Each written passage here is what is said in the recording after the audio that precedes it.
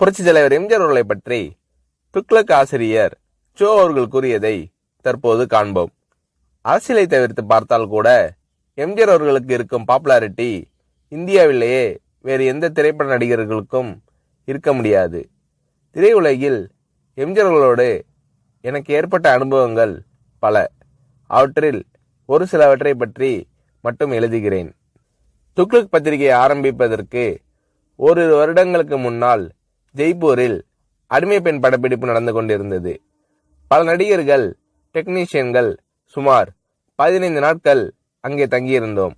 ஒவ்வொருவரையும் எம்ஜிஆர் அவர்கள் அக்கறையுடன் கவனித்துக் கொண்டது போல் வேறு எந்த தயாரிப்பாளரும் தன் படம் சம்பந்தப்பட்ட எவரையும் கவனித்துக் கொள்வாரா என்பது சந்தேகம்தான். தங்கும் வசதி, சாப்பாடு எல்லாம் ஒவ்வொருவருக்கும் திருப்திகரமான முறையில் இருக்கிறதா இல்லையா என்பதை அவ்வப்போது எம்ஜிஆர் அவர்களே நேரில் கவனித்துக் கொள்வார். படப்பிடிப்பின் போது ஒரு சில நாட்கள் கடும் வயிற்று வலியால் நான் அவதிப்பட்ட போது எம்ஜிஆர் அவர்கள் என்னிடம் காட்டிய பரிவு என்னால் மறக்க முடியாது. படப்பிடிப்பு தடைப்படுவதை பற்றி எம்ஜிஆர் அவர்கள் சற்றும் கவலைப்பட்டதாகவே தெரியவில்லை. அதே சமயத்தில் சென்னையில் ஒரு வழக்கை நடத்துவதற்காக நான் ஆஜராக வேண்டியிருந்ததால் உரிய நேரத்தில் என்னை அனுப்பி வைப்பதற்கும் எம்ஜிஆர் அவர்கள் எடுத்துக்கொண்ட சிரமம் கொஞ்சம் நஞ்சமல்ல.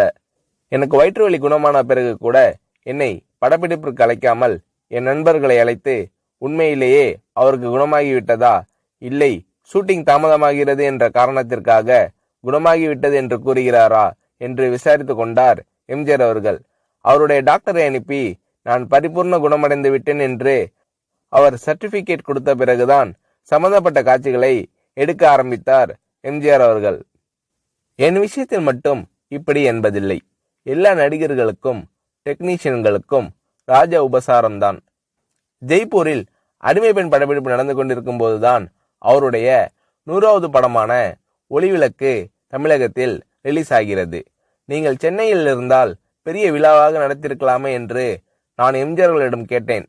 சிரித்துக்கொண்டு பேசாமல் இருந்து விட்டார் எம்ஜிஆர் அவர்கள். என்ன இருந்தாலும் ஒரு கதாநாயக நடிகருக்கு 100வது படம் என்பது ஒரு முக்கியமான மைல்கல். அதை இவர் எந்த விதத்திலும் கொண்டாடாமல் விட்டுவிடுகிறாரே என்ற எண்ணம் என் மனதை உறுத்தியது. ஒரு சிறிய அன்பளிப்பை வாங்கி ஒரு வாழ்த்து பத்திரத்தையும் எழுதி ஜெய்ப்பூர் வந்திருந்த அத்தனை டெக்னீஷியன்கள், நடிகர்களின் பெயரையும் குறிப்பிட்டு நானே கையெழுத்திட்டு எல்லோரது முன்னிலையிலும் எம்ஜிஆர் அவர்களுக்கு வாசித்தளித்தேன். அதை வாங்கி கொண்ட எம்ஜிஆர் அவர்கள், என்ன இது, காகிதத்திலேயே 2 பக்கமும் எழுதிட்டீங்க, நான் இதை 2 பக்கமும் கண்ணாடி போட்டு ஃப்ரேம் போட்டு வச்சிக்க போறேன் என்று கூறினார். நான் செய்த சிறு காரியத்திற்கு எம்ஜிஆர் அவர்கள் தெரிவித்த நன்றி மனப்பூர்வமானதாக இருந்தது. ஒரு முறை ஷூட்டிங்கிற்காக ஒகேனக்கல் சென்றிருந்தோம். நான் போய் சேரும்போது எம்ஜிஆர் அவர்கள் அவுட்டோர் லொகேஷனில் இருந்தார். நானும் அந்த காட்சிகளுக்கு தேவை என்று என்னிடம் கூறினார்கள். மேக்கப் போட்டுக்கொண்டு நான் லொகேஷனுக்கு சென்றேன். என்னுடைய நண்பர்கள் சிறிது நேரம் கழித்து அங்கு வருவதற்காக காரில் புறப்பட்டிருக்கிறார்கள். இதற்குள் எம்ஜிஆர் அவர்கள் என்னிடம் லொகேஷனில் இடவசதி எல்லாம் சௌரியமாக இருக்கிறதா என்று கேட்டு தெரிந்து கொண்டார். அதன் பிறகு எம்ஜிஆர் அவர்கள் சம்பந்தப்பட்ட காட்சி முடிந்துவிடவே அவர் புறப்பட்டு போய்விட்டார்.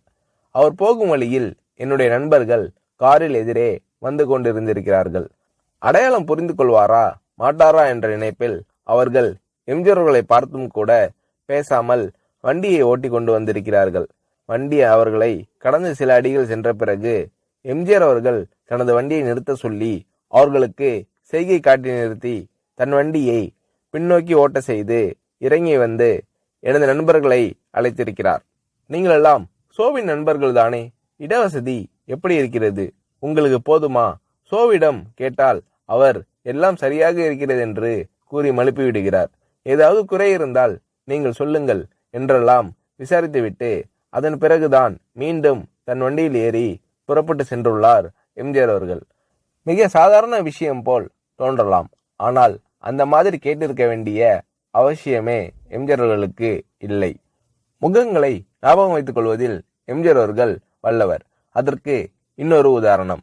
எம்ஜிஆர் அவர்களுடன் சத்யா ஸ்டுடியோவில் ஷூட்டிங்கில் கலந்து கொண்டிருந்தேன். என்னுடைய நண்பர் நீலு சில ஆண்டுகள் கல்கட்டாவில் தங்கிய பிறகு அன்றுதான் சென்னைக்கு திரும்பினார்.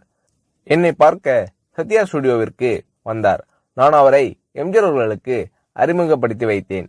எனக்கு தெரியுமே, உங்கள் நாடகத்தில் இவர் நடித்ததை நான் தான் பார்த்திருக்கிறேனே என்றார் எம்ஜிஆர் அவர்கள். அதற்கு முன்தினம் எம்ஜிஆர் அவர்கள் எங்கள் நாடகத்திற்கு வந்திருந்தார். ஆனால் நீலுவோ அன்றுதான் கல்கட்டாவிலிருந்து திரும்பியிருந்தார். ஆகையால் நான் எம்ஜிஆர் அவர்களிடம் சொன்னேன், நேற்று நீங்கள் பார்த்த நாடகத்தில் அவர் நடிக்கவில்லை. கல்கட்டாவிலிருந்து இன்றுதான் சென்னைக்கே வந்திருக்கிறார் என்றேன். எம்ஜிஆர் அவர்கள் என்னை கேட்டார், நேற்று நடந்த நாடகத்தில் பார்த்தேன் என்று நான் சொன்னேனா?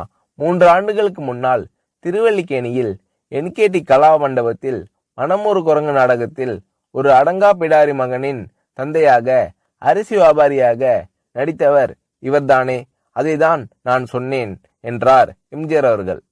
நானும் சரி, நிலுவும் சரி, இதை எதிர்பார்க்கவில்லை. இவ்வளவு ஞாபக சக்தியா என்று வியந்தோம்.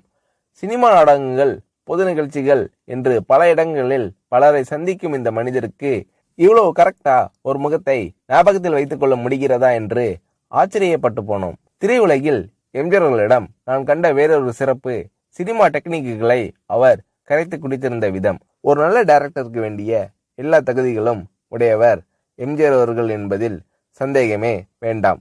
சண்டை காட்சிகளை படமாக்குவதில் வல்லவர் எம்ஜிஆர் அவர்கள் என்று கேள்விப்பட்டிருக்கிறேன். சில சமயங்களில் டைரக்ஷன் எம்ஜிஆர் என்று விளம்பரப்படுத்தப்படும் படங்களை பற்றி சிலர் வேறு யாரையாவது டைரக்ட் செய்ய சொல்லிவிட்டு அவர் தன் பெயரை போட்டுக் கொண்டிருப்பார் என்று கூற நான் கேள்விப்பட்டிருக்கிறேன். இது வெறும் பிதற்றல். இன்னும் சொல்ல போனால் பல சமயங்களில் எம்ஜிஆர் அவர்கள் படங்கள் வேறு டைரக்டரின் பெயரில் வெளிவரும்போது கூட அவற்றிலும் பல காட்சிகளை எம்ஜிஆர் அவர்களே டைரக்ட் செய்திருப்பார். இதுதான் உண்மை. எம்ஜிஆர் அவர்கள் செய்துள்ள தான தர்மங்கள் ஏராளம் என்பது எல்லோருக்கும் தெரியும். தவிர எந்தவிதமான விளம்பரமும் இல்லாமல் எம்ஜிஆர் அவர்கள் செய்துள்ள உதவிகளும் அநேகம் உண்டு. உதவி பெற்றோர்கள் கூட என்னிடம் கூறியிருக்கிறார்கள். மிகவும் தேவையான சமயத்தில் செய்யப்படும் உதவி போன்ற நல்ல காரியம் வேறு எதுவும் இல்லை.